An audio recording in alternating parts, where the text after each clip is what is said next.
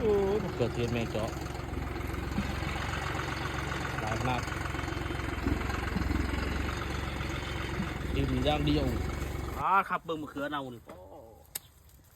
ต้นหากระปุกไหมมึงนี่นอนเจาะกินไปแล้วโอ้ดีถิ่มเบิดพวง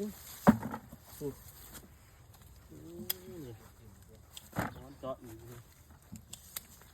กินไปโอ้เน่าเบิดนี่ก็เน่านี่ยังบนท่านได้เก็บขายจะเถื่อซ้ำเลยครับแต่เสียดายแทนนายจ้างคนนี้ดิเต็มนี่จะหมากนอนเจาะไหม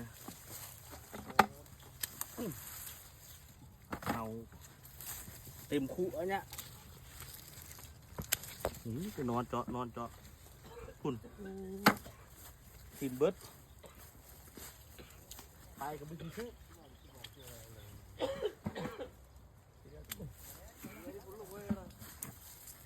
แจ๋ว